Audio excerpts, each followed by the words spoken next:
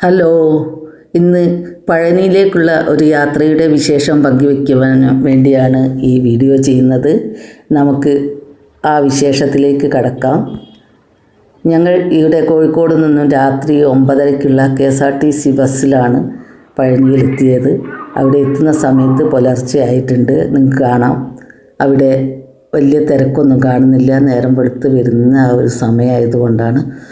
അപ്പോൾ ഞങ്ങൾ അവിടെ ഇറങ്ങി നടന്നു പോയി റൂം കണ്ടെത്തി.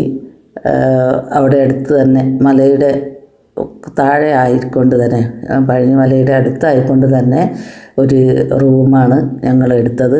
അത് അവിടെ നിന്ന് മുകളിൽ നിന്ന് നോക്കുന്ന സമയത്ത് ആ ഒരു ഭഗവാന്റെ അമ്പലത്തിൻ്റെ മേൽഭാഗമൊക്കെ കറക്റ്റ് കാണാമായിരുന്നു. നല്ലൊരു കാഴ്ചയായിരുന്നു അവിടെ നിന്ന് നോക്കുന്ന സമയത്ത്. രാവിലെ ഞങ്ങൾ എത്തിയെങ്കിലും റൂമൊക്കെ കിട്ടി, ഫ്രഷായി.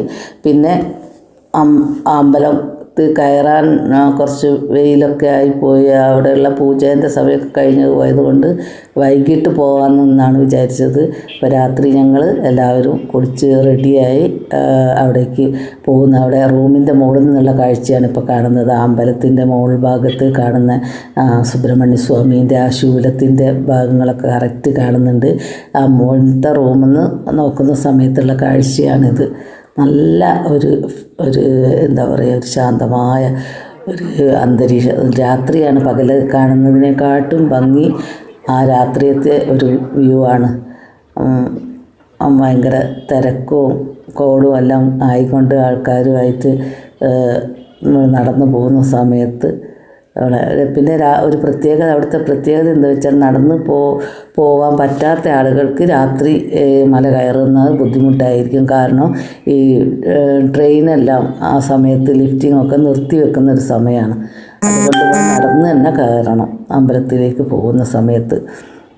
അപ്പോൾ ഈ അമ്പലത്തിൽ ഞങ്ങൾ പോയ സമയത്ത്, അതിന് തൊട്ട് മുമ്പ് പോയ സമയത്ത് ഒരു കാലപൂജ എന്ന് പറയുന്ന ആ ഒരു വിശേഷമായ ഒരു വഴിപാട് നമ്മൾ ചേർത്തിക്കുകയാണെങ്കിൽ നേരിട്ട് മുമ്പിൽ നിന്ന് എല്ലാ ചടങ്ങുകളും കാണാനുള്ള ഒരു ഭാഗ്യം ഉണ്ടാവുകയായിരുന്നു. അപ്പോൾ ഞങ്ങൾ പോയത് ഒരു സീസണായിരുന്നു. അവിടുത്തെ പൊങ്കലിൻ്റെ സമയത്തായതിനാൽ വലിയ തിരക്കായിരുന്നു.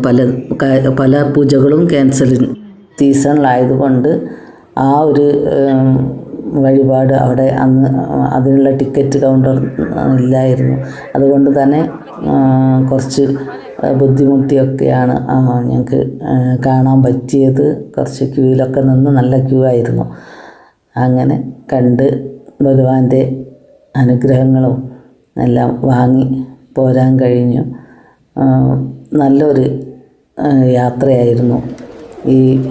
ഇവിടുത്തെ കാഴ്ചകളും മറ്റുമാണ് ഞാൻ ഇവിടെ കാണിച്ചുകൊണ്ടിരിക്കുന്നത്. ഒരു വിസ്മയ കാഴ്ച തന്നെയാണ് നമുക്ക് രാത്രിയിൽ ഇവിടെ വന്നാൽ കാണാൻ കഴിയുന്നത്. ഒരു ക്ഷേത്ര ദർശനം ഇഷ്ടപ്പെടുന്ന ഒരാളായതുകൊണ്ട് ഇത്തരം വീഡിയോകൾ ഇനിയും നിങ്ങൾക്കായി ഞാൻ